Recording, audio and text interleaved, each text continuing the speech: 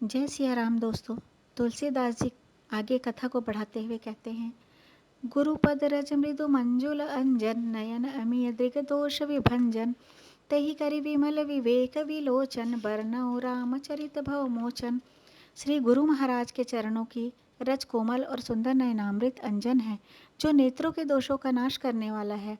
उस अंजन से विवेक रूपी नेत्रों को निर्मल करके मैं संसार रूपी बंधन से छुड़ाने वाले श्री रामचरित्र का वर्णन करता हूँ।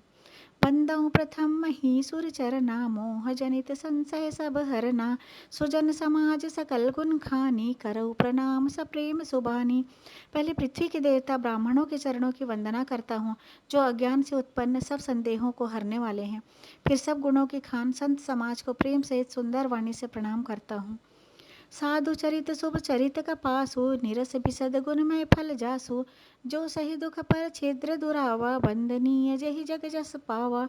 संतों का चरित्र कपास के चरित्र के समान शुभ है, जिसका फल नीरस विशद और गुणमय होता है। जैसे कपास का धागा सुई के किए हुए छेद को अपना तन देकर ढक देता है, अथवा कपास जैसे लोढ़े जाने, काते जाने और बुने जाने का कष्ट सहकर भी वस्त्र के रूप में परिणत होकर दूसरों के गोपनीय स्थानों को ढकता है, तो उसी प्रकार संत स्वयं दुख सहकर दूसरों के छिद्रों या दोषों को ढकता है, जिसके कारण उसने जगत में वंदनीय यश प्राप्त किया है। मुद मंगलमय संत समाजु जो जग जंगम तीरथ राजू राम भक्ति जह सुरसरि धारा सरसई ब्रह्म विचार प्रचारा।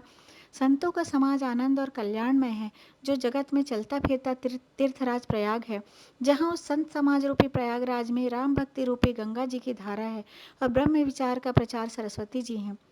विधि निषेध में कलिमल हरनी करम कथा रविनंदन बरनी हरिहर कथा विराजति बेनी सुनत सकल मुद मंगल देनी। विधि और निषेध, यह करो वह न करो रूपी कर्मों की कथा कलयुग के पापों को हरने वाली सूर्य तनया यमुना जी हैं, और भगवान विष्णु और शंकर जी की कथाएं त्रिवेणी रूप से सुशोभित है, जो सुनते ही सब आनंद और कल्याणों की देने वाली है। वटु विश्वास अचल निज धर्मा तीर्थ राज समाज सुकर्मा सबहि सुलभ सब दिन सब देसा सेवत सादर सबन कलेशा। उस संत समाज रूपी प्रयाग में अपने धर्म में जो अटल विश्वास है, वह अक्षय वट है, और शुभ कर्म ही उस तीर्थराज का समाज है।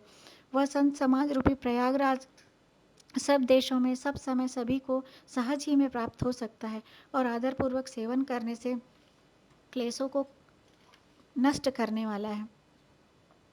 अकथ अलौकिक तीर्थ राव दई सद्य फल प्रकट प्रभाव।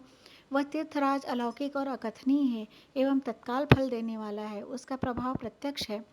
सुनि समुझहि जन मुदित मना मज्जहि अति अनुराग लहहि चारि फल अछत तनु साधु समाज प्रयाग लखन सिय रामचंद्र की जय।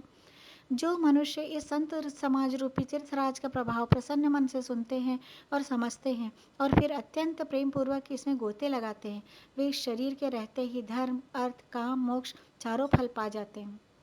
मज्जन फल पेखिय तत्काला काक होई पिक बकौ मराला सुनि आचरज करे जनि कोई सतसंगति महिमा नहीं गोई।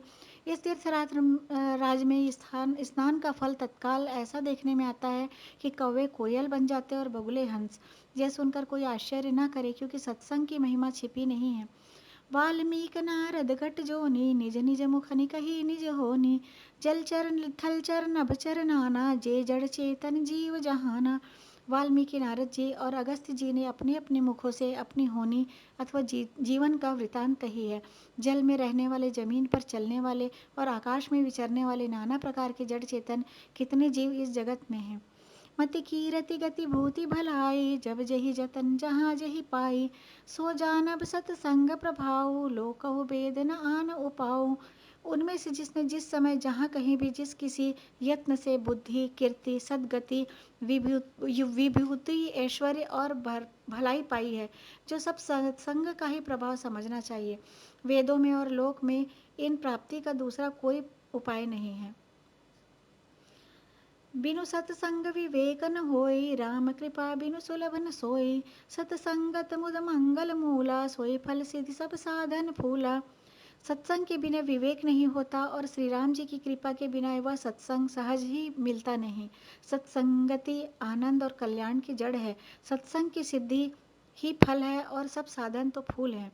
सठ सुधर ही सतसंगति पाई, पारस परस कुधात सुहाई, विधि बस सुजन कुसंगत पर ही, फनि मनि सब निज गुण अनुसर ही। दुष्ट भी सत्संगति पाकर सुधर जाते हैं, जैसे पारस के स्पर्श से लोहा सुहावना हो जाता है, सुंदर सोना बन जाता है। किंतु दैव योग से कभी सज्जन कुसंगति में पड़ जाते हैं तो वे वहाँ भी सांप के फणी के समान अपने गुणों का ही अनुसरण करते हैं। विधि हरिहर कोविद कवि कोविद वाणी, कहत साधु महिमा सकुचानी, सो मोसन कही जातन कैसे, साक बनिक मनि गुण गण जैसे।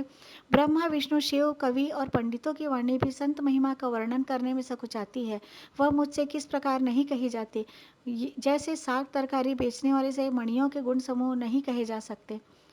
बंदउ संत समान चित हित अनहित नहीं कोई, अंजलि गत शुभ सुमन जिमी सम सुगंध कर दोई, लखन सिया रामचंद्र की जय। मैं संतों को प्रणाम करता हूँ जिनके चित्त में समता है, जिनका न कोई मित्र है और न शत्रु। जैसे अंजलि में रखे हुए सुंदर फूल, वैसे ही संत शत्रु और मित्र दोनों का ही समान रूप से कल्याण करते हैं। संत चरल सरल चित जगत हित जानि स्वभाव सनेव, बाल विनय सुनि करी कृपा राम चरण रति देहु, लखन सिया रामचंद्र की जय। संत सरल हृदय और जगत के हितकारी होते हैं, उनके ऐसे स्वभाव और स्नेह को जाकर मैं विनय करता हूँ। मेरी इस बाल विनय को सुनकर कृपा करके श्री रामचंद्र जी के चरणों में मुझे प्रीति दे। जय सिया राम। लखन सिया रामचंद्र की जय। पवन सुत हनुमान की जय।